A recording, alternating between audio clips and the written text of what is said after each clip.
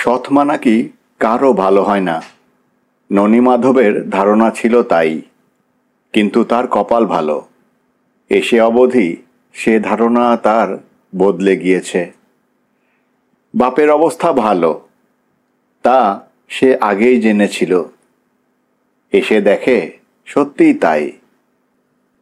কোনো দিক দিয়ে অভাব অনটন কোনোদিন তার নজরে পড়ে না। বুড়ো বাপ বোধ করি তার একটুখানি কৃপণ। রোজ সকালে জেলে এসে খিড়কির পুকুরে জাল ফেলে। রান্নাঘরের পাশে ঘাটে যাবার ছোট দরজাটির ফাঁকে মাথা গলিয়ে চুপি চুপি ডাকে, মা ঠাকুরন। মা ঠাকুরন বঁটি হাতে নিয়ে গিয়ে মাছ ভাগ করে ঘাট থেকে একেবারে কুটে বেছে ঘরে নিয়ে আসে। ননীমাধব সেদিন কাছেই দাঁড়িয়েছিল।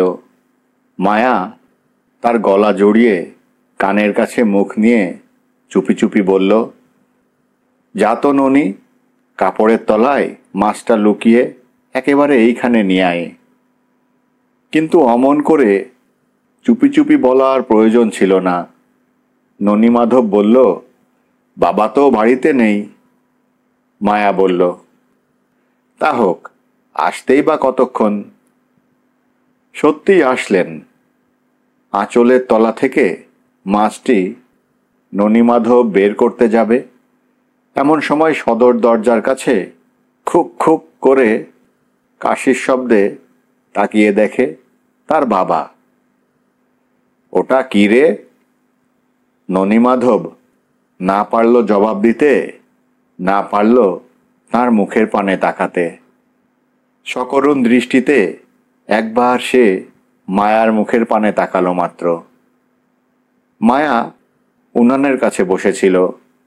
হেসে মুখ ফিরিয়ে উঠে দাঁড়ালো। কেন এত মারমূর্তি কেন? আর কিছু নয়, একটা মাছ। ঘাড় নেড়ে শশধর বললেন, জানি, কিন্তু মাছগুলি বড় হতে আর দিলে না দেখছি। মায়া বলল, দুটো নয়, 10টা নয়, একটা ছেলে কতদিন পরে বাড়ি এলো। তোমার পুকুর ভরা মাছ, কি যে বলো তুমি। বলি আমার মাথা আর মুন্ডু। ছেলে না হয় আজ 10 দিন এসেছে। মাছ ধরা চলছে সেই পুজো থেকে স্টক আজ পর্যন্ত। একদিনের জন্যেও তো কামাই নেই। কত আর বলবো তোমাকে। বলে বলে হয়রান হয়ে গেলাম।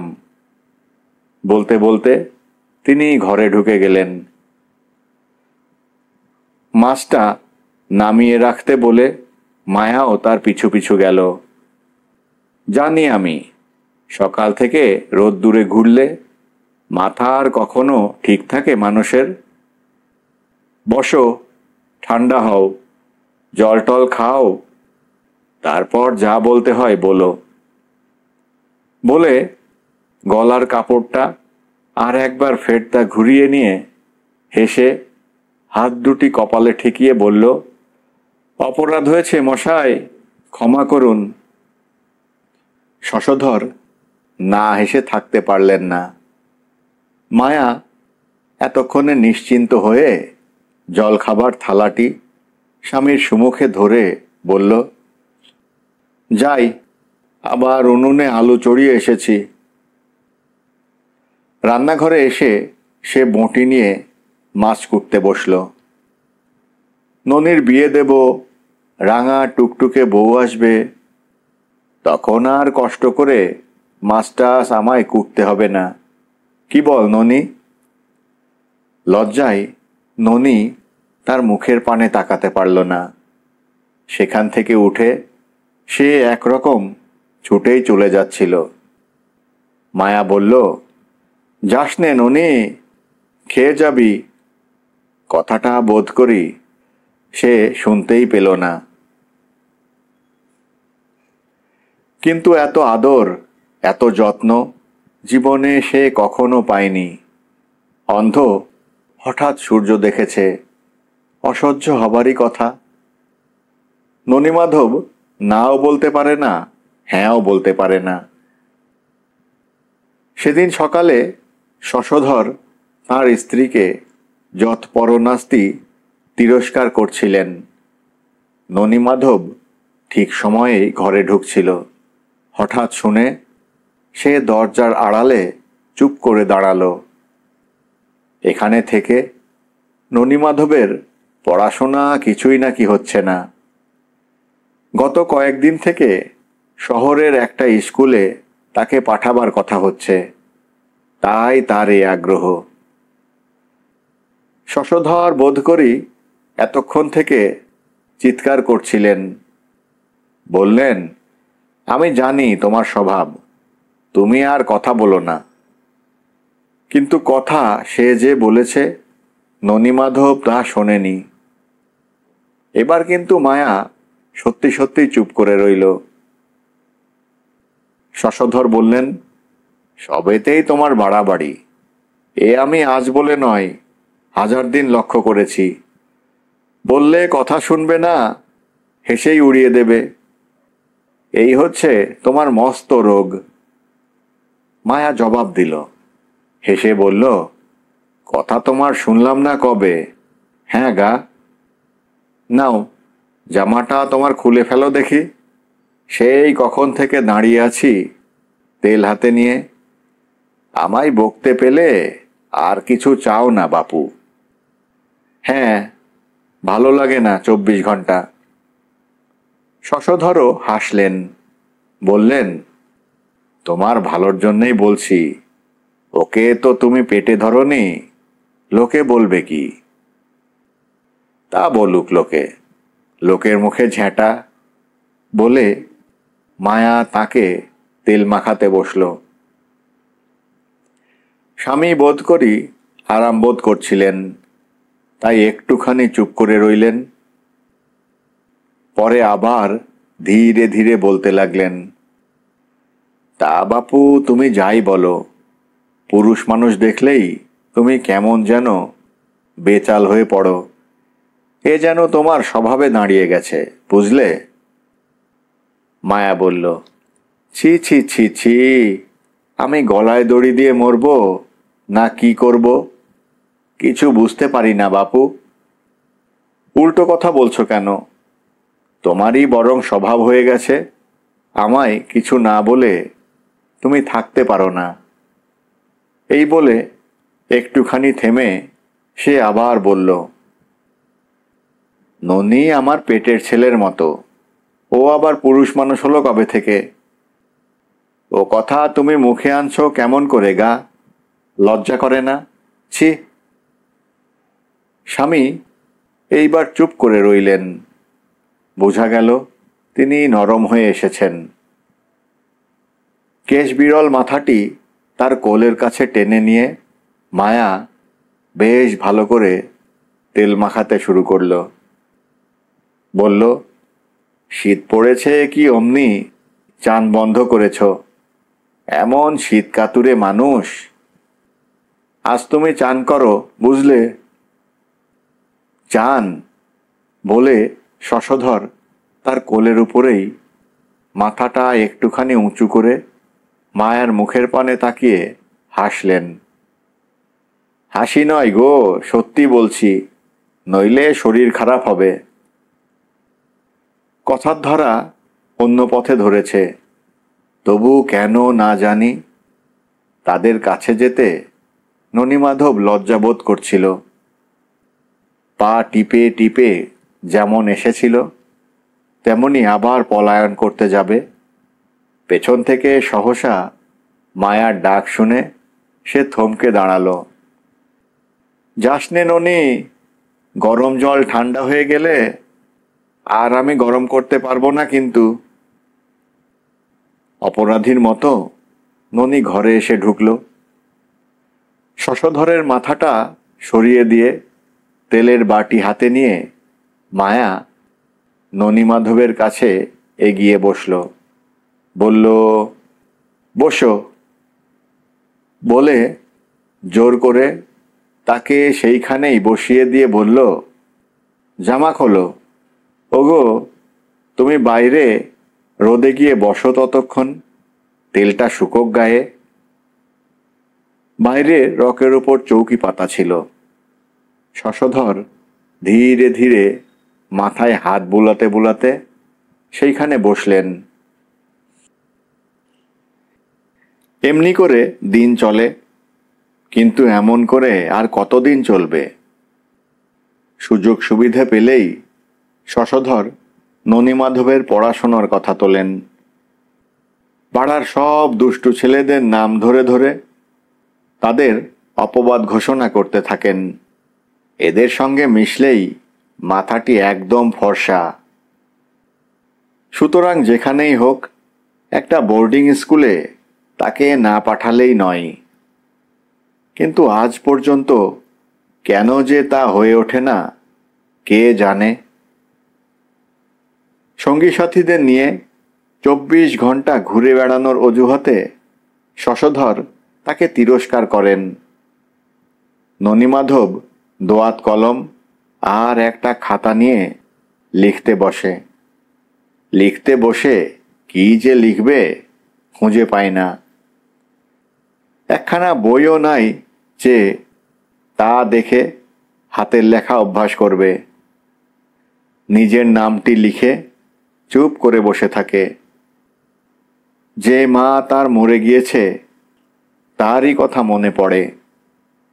মরলে মানুষ কোথায় যায়? লেখে, মা তুমি কোথায় আছো জানি না। তারপর আর কিছু সে লিখতে পারে না। এই চিঠি লিখবার প্রসঙ্গে প্রথমেই তার চোখের সামনে মালতীর মুখখানা ভেসে ওঠে, তারপর বাসন্তীর, তারপর চঞ্চলার, তারপর সখীর। মেয়েদের সঙ্গে জীবনে তার এই প্রথম পরিচয়। তারপরেই মায়া। মাও কি তার ঠিক এমনই ছিল? আর বেশি কিছু সে ভাবতে পারে না, ভাববার চেষ্টাও করে না। দোয়াত কলম খাতা সবই সে সেইখানে ফেলে দিয়ে উঠে পড়ে। গ্রামের পশ্চিম প্রান্তে শ্যামসাগরের পাড়ে শহর থেকে কয়েকজন পাশি এসে তালপাতার কুঁড়ে বেঁধেছে। খেজুর গাছ থেকে রস সংগ্রহ করে তারা শহরে চালান দেয়। গ্রামের প্রায় সমস্ত খেজুর গাছেই তখন একটি করে মাটির ভাঁড় লাগানো। গ্রামের দক্ষিণ দিকে বামন পুকুরের পাড় চারটা ঝোপ জঙ্গলে ভর্তি, এবং সেই ঝোপ জঙ্গলের মাঝখানে একটি মাত্র খেজুর গাছ। ননীমাধব এবং ও পাড়ার পটলা সম্প্রতি আবিষ্কার করেছে যে দুপুরবেলা বামন পুকুরের এই খেজুর গাছে চড়ে ভাঁড়টা পেড়ে চুরি করে রস খেয়ে আবার যদি সেটা টাঙিয়ে দেওয়া হয় তো পাশিদের সাধ্য নাই যে তাদের ধরে ফেলে। ননীমাধব যাচ্ছিল পটলার সন্ধানে। পথের মাঝখানে দুজনের মুখোমুখি দেখা। সেও আসছিল তারই কাছে। শশধর প্রায়ই বলেন, early to bed early to rise. Maya হাসে। সে এক মধুর হাসি হেসে বলে, আমার মাথা। শশধরও রসিকতা করে বলেন, পালন তো করো না কোনো দিন, করলে বুঝতে। কথাটার মানে সেদিন তিনি তাকে বুঝিয়ে দিয়েছেন।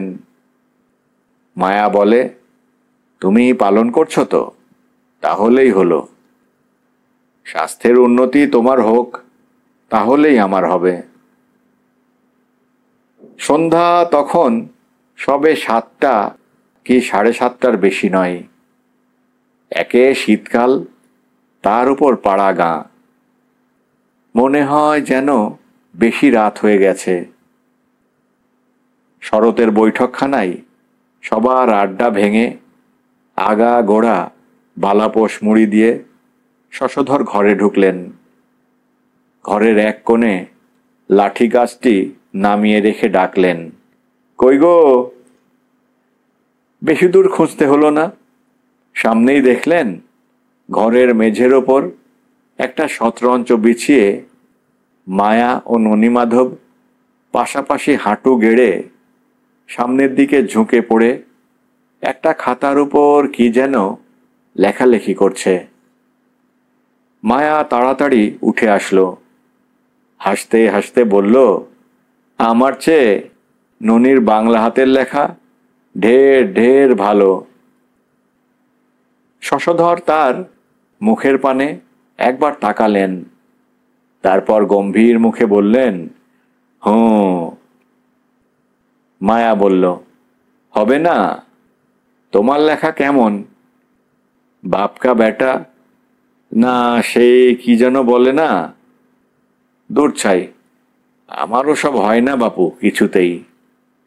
বলে সে এক অপরূপ লীলায়িত ভঙ্গিতে এমন হাসি হাসতে লাগলো যে সেই হাসির গুণেই বোধ করি মুহূর্তের মধ্যে ঠিক যেন জাদুমন্ত্রের মতো শশধরের অমন রুক্ষ মুখের ভাব কোন দিক দিয়ে যে উড়ে গেল তা টেরও পাওয়া গেল না।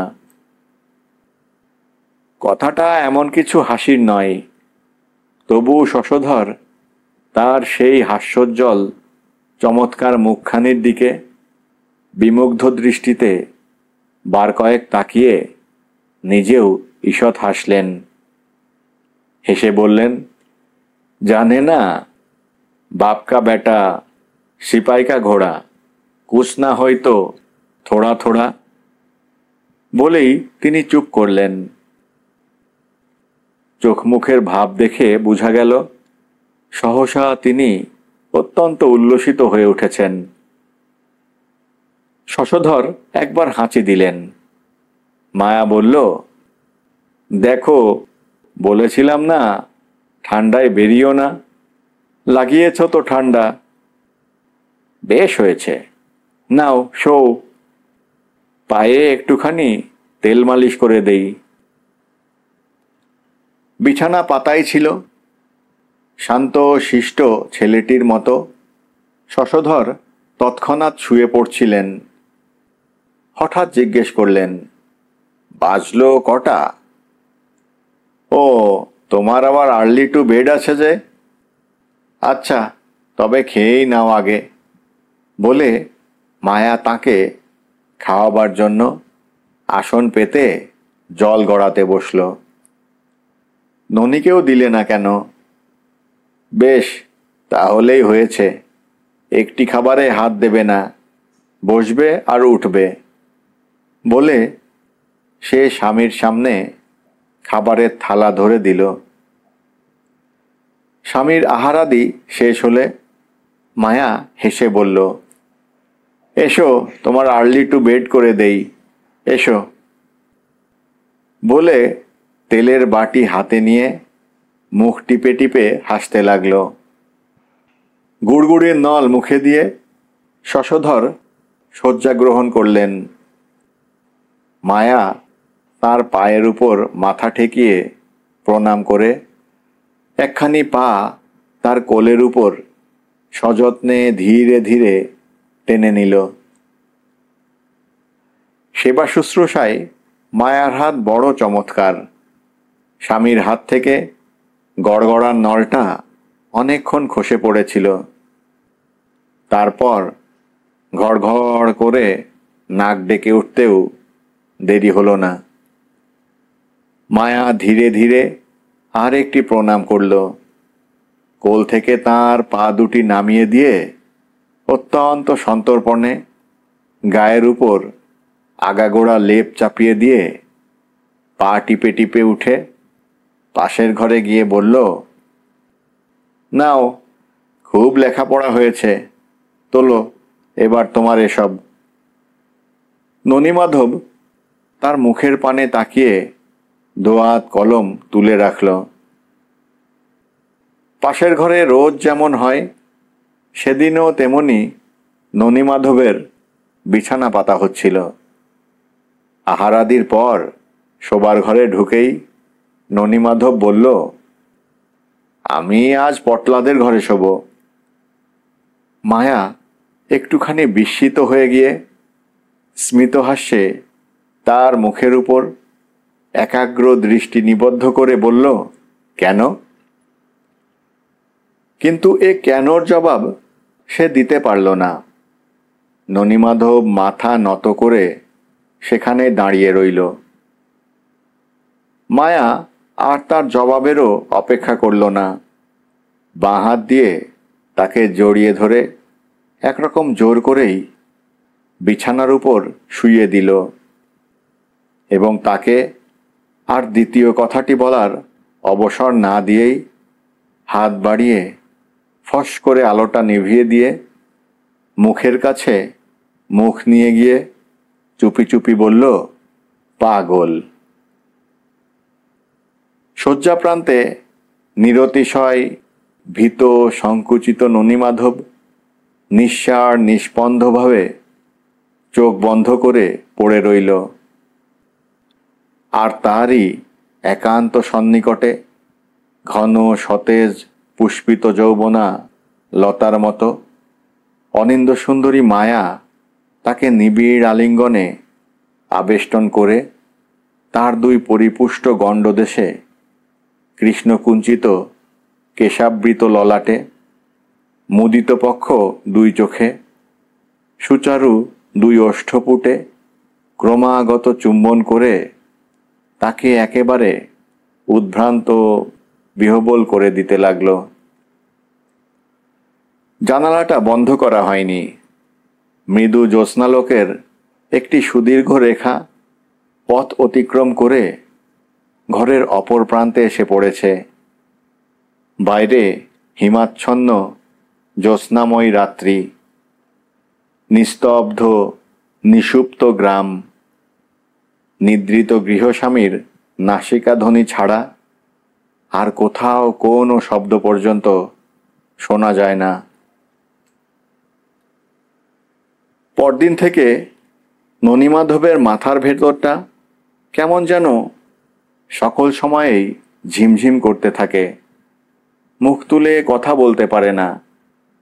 24 ঘন্টা বাইরে বাইরেই কাটায়। কিন্তু মায়া তাকে অমন করে কিছুতেই থাকতে দেবে না।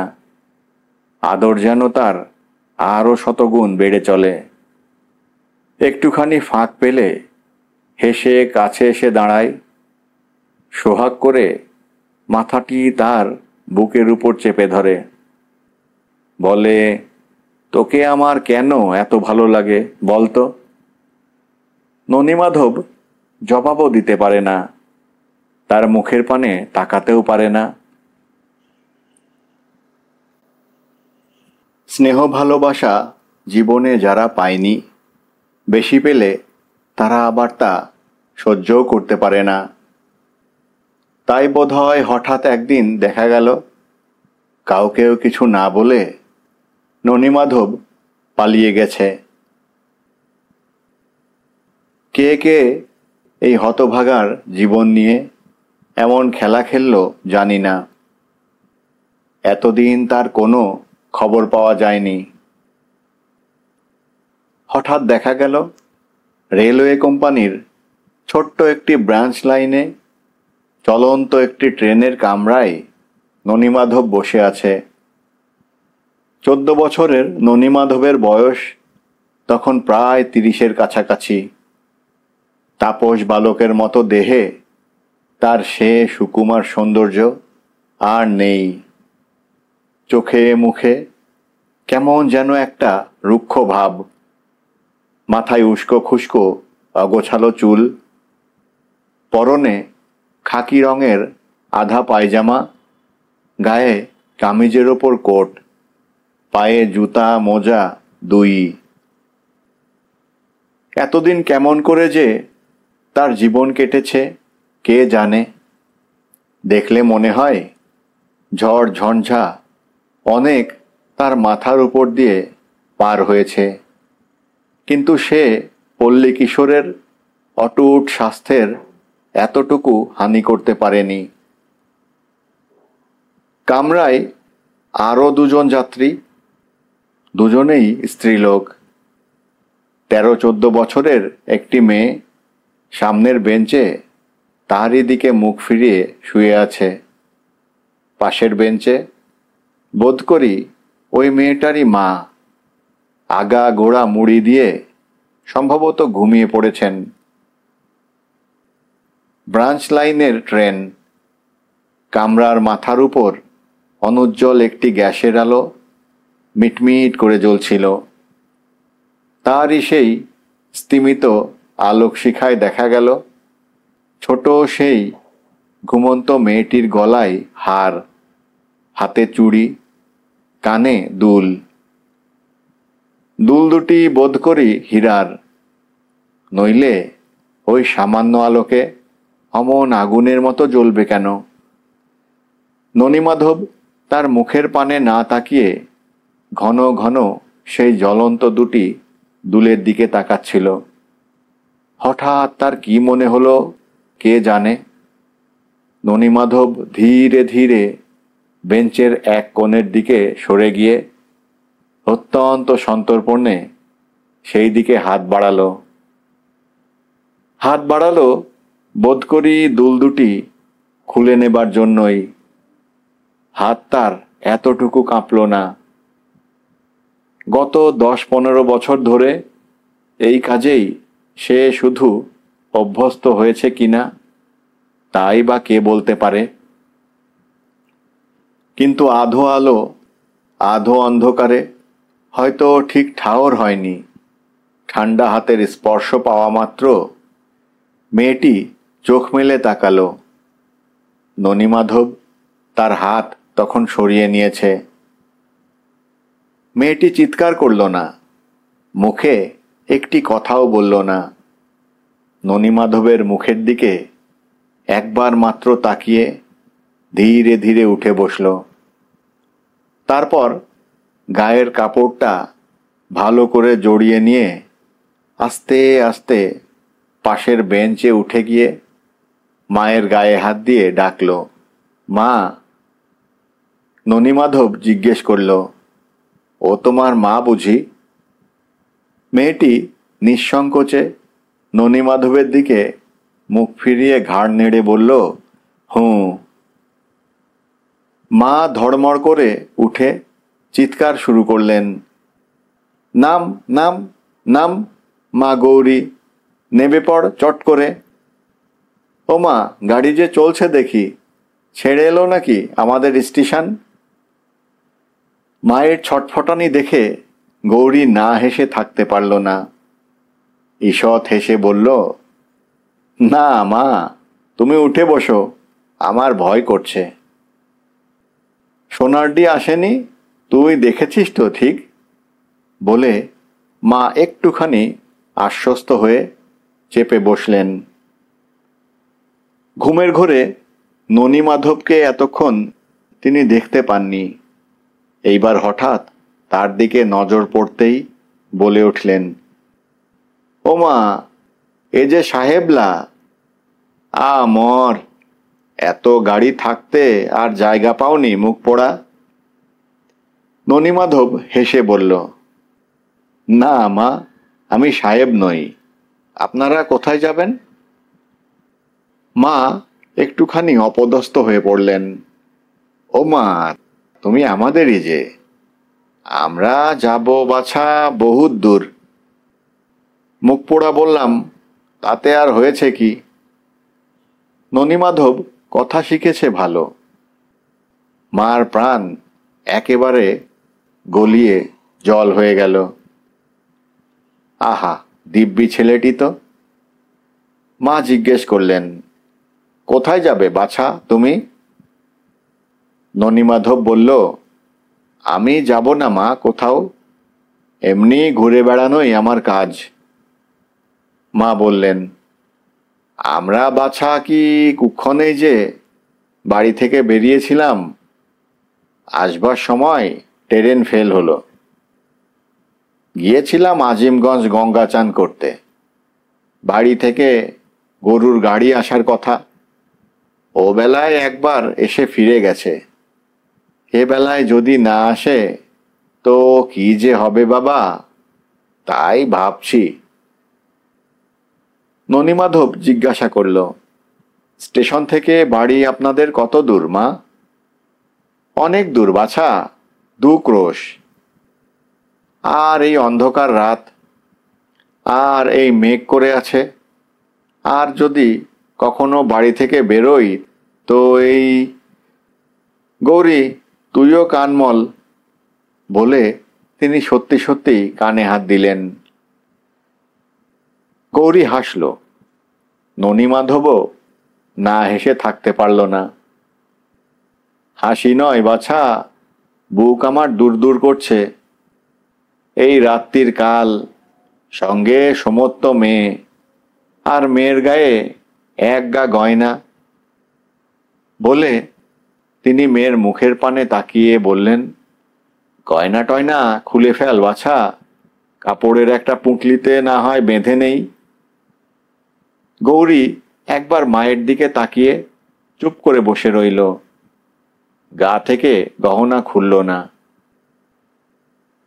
চলন্ত গাড়ির শব্দে কথা বলার বোধ করি সুবিধা হচ্ছিল না। মা তাই ও বেঞ্চ থেকে এ বেঞ্চে উঠে আসলেন। আমার অভাব কিছু নেই বাছা, ঘর বাড়ি, জমি জায়গা, গাই গরু আমার যেমন আছে, গায়ে তেমনটি আর কারও নেই। নেই শুধু সেই কথাই বলে। আছে সবই বৃন্দাবনে, আধার সবই কেষ্টবিনে। বলেই তিনি চোখ বুজে, ঢোক গিলে, হাত উল্টে গম্ভীরভাবে বসে রইলেন। ননিমাধব জিজ্ঞাসা করল, আপনি একা এলেন কেন? সঙ্গে একটা বেটা ছেলে... কথাটা তাকে তিনি শেষ করতে দিলেন না, মাঝখানেই কথা বললেন। কিন্তু কণ্ঠস্বর তখন তার ভারী হয়ে এসেছে। বললেন, সেই কথাই বলছি বাবা, আমার মতো অভাগীর কি আর বেঁচে থাকা সাজে, না মুখ দেখাতে হয়। এই ঠিক তোমার মতন একটি, তোমার চেয়ে ডাগর একটি, আর একটি তোমার চেয়ে ছোট, এই তিনটিকে দিয়ে এসেছি বাছা শ্মশান ঘাটে তুলে। ছেলে তো নয়, যেন রাজপুত্তুর। বলতে বলতে ঠোঁট দুটি তার থরথর করে কেঁপে উঠল। চোখ দিয়ে টস টস করে জল গড়াতে লাগলো। মিনিট খানিক পরে একটুখানি সামলে নিয়ে তিনি গৌরীর দিকে আঙুল বাড়িয়ে বললেন, এখন বাছা ওই আমার পুঁজি।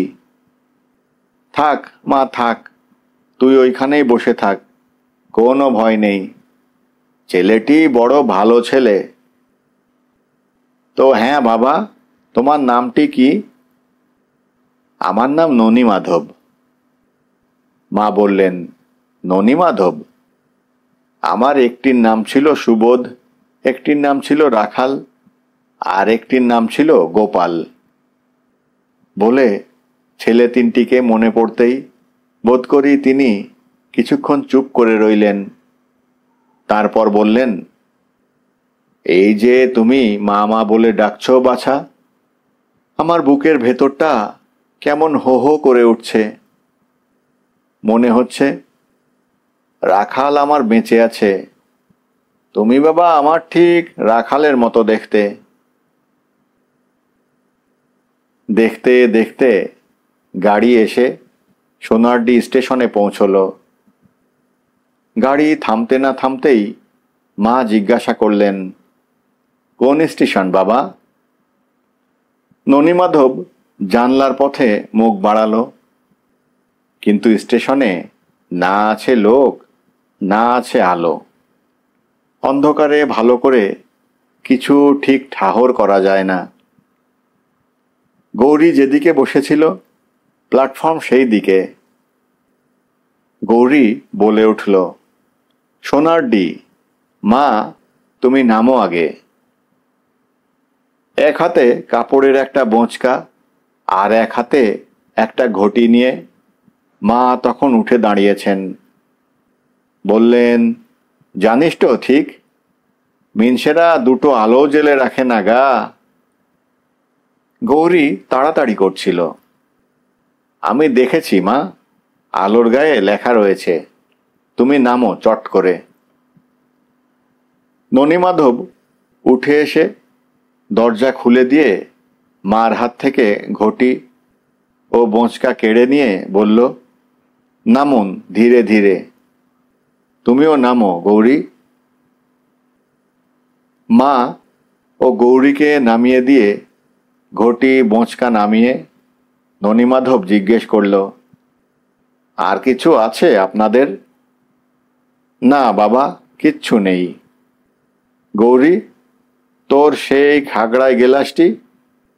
বলেই আর জবাবের অপেক্ষা না করে মা বললেন, কিন্তু বাবা। হ্যাঁ বাবা, কত দূর যাবে বাবা ননি? তোমার মা আছে তো?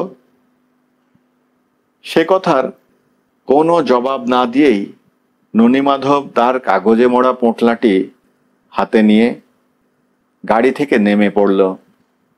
সেখানেই হেঁট হয়ে একটি প্রণাম করে মায়ের পায়ের ধুলো মাথায় নিয়ে ননীমাধব বলল, না মা, আমার মা নেই।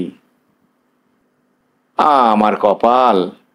আহা বাছারে, মা নাই তোমার?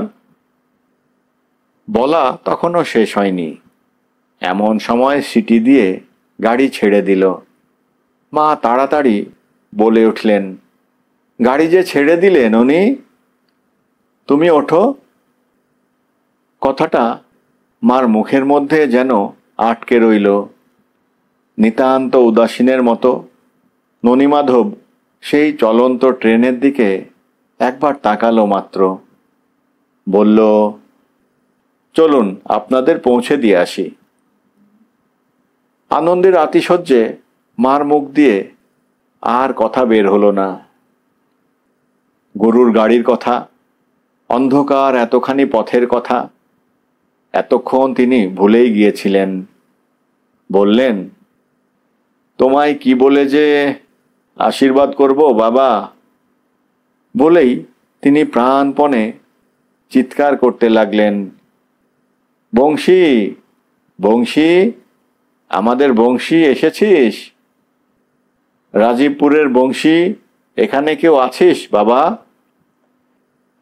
অদূরে কয়েকজন গাড়োয়ান গাড়ি খুলে দিয়ে শুকনো খড় জ্বালিয়ে আগুন পোহাচ্ছিল। তাদেরই কে একজন বলে উঠল, ওহো, বংশী তো নাই মা। গোপালগঞ্জের বলরাম আছে, গাড়ি তার আসেনি।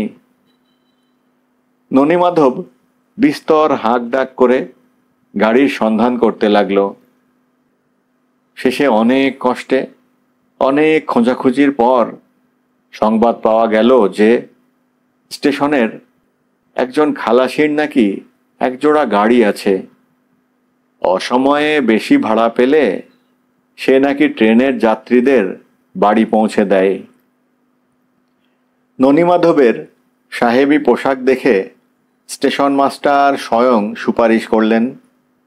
লোকটা তৎক্ষণাৎ তার গাড়ি জুড়ে এনে বলল, চলুন হুজুর।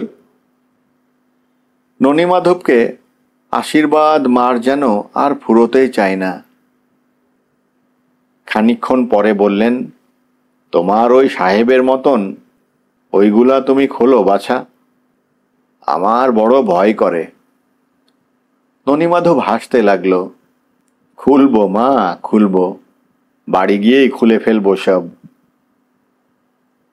তারপর সারা রাস্তা ধরে মা তাকে কত কথা জিজ্ঞেস করলেন। সত্য মিথ্যায় জড়িয়ে কোনো প্রশ্নেরই জবাব দিতে সে কসুর করল না। জায়গা জমি বাড়ি গাড়ি সবই আছে, কিন্তু মা নেই। বাবাও মরেছেন। আত্মীয় স্বজনের মধ্যে আছে মাত্র এক মামিমা। মামার বিষয় সম্পত্তি বিস্তর, প্রকাণ্ড জমিদারি, লাখো টাকা। মামিমা তাকে বিয়ে করিয়ে ঘর সংসারী হতে বলেন, কিন্তু বিয়ে সে এখন করতে চায় না। তাই এমন করে পালিয়ে পালিয়ে ঘুরে ঘুরে বেড়ায়।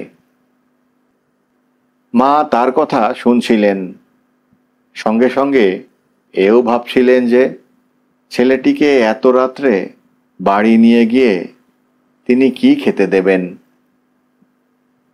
কথা শেষ হলে গৌরীর মুখের পানে তাকিয়ে জিজ্ঞেস করলেন, কলা কি তোর রাতের বেলা পারতে নেই মা? গৌরী বোধ করি অন্য মনস্ক ছিল, কথাটা সে ভালো বুঝতে পারল না। বলল, কি মা, কি বললে? রাত্রির কালে গাছ থেকে কলার কাঁদি কাটলে কিছু হয় নাকি গৌরী? গৌরী বলল, হ্যাঁ মা, সেই যে কুষ্ঠব্যাধি না কি হয়, তুমি তো একদিন বলেছিলে। তবে কাজ নেই মা, বলে মা চুপ করলেন। মাকে সবাই গৌরীর মা বলে ডাকে। আগে বোধ করি সুবোধের মা বলতো। সবাই বলে, মহিলা বকে একটুখানি বেশি, নইলে অমন সাদাসিধে ভালো মানুষ সত্যিই দেখা যায় না। আজকাল মুখে তার ননীমাধবের কথা ছাড়া আর কথাই নেই। বলেন, অমন ছেলে আর দুটি হয় না। আমি আমার রাখালকে ফিরে পেয়েছি। বলেন, আহা, মা নেই ছেলেটির। মামি খুব বড় লোক, দুয়ারে হাতি বাঁধা। ননীমাধব যাই যাই করে। মায়ের চোখে তখন জল ভরে আসে। বলেন, আর দুটি দিন থাক বাছা। দুটি দিন করে ননীমাধবের আর যাওয়াই হয় না। মাসখানেক পরে হঠাৎ শোনা গেল ননীমাধবের সঙ্গে নাকি গৌরীর বিয়ে। গ্রামের লোকজন তো অবাক, যেমন ছেলে তেমনই মেয়ে। সবাই বলে ভগবানের দেওয়া, এমনি করেই জোটে, নইলে কোথায় তীর্থ করতে গিয়ে পথে দেখা। পাড়ার দু একজন হিতৈষিনী মেয়ে এসে জিজ্ঞেস করে, ছেলেটির খোঁজ খবর সব নিয়েছিস তো গৌরীর মা? বরের আপনজন কেউ এলো না যে এখনো? গৌরীর মা চোখ মুখের ইশারায় তাদের একটুখানি দূরে নিয়ে গিয়ে হাত নেড়ে বলেন, চুপ চুপ, লুকিয়ে বিয়ে হচ্ছে মা, লুকিয়ে। জানাজানি হলে কি আর রক্ষে আছে? আমার মতন এমন 7টা গৌরীর মা, ওদের দাসী বাঁধির যোগ্যী। সেই এক কথা, বলেন, মামির দুয়ারে হাতি বাঁধা।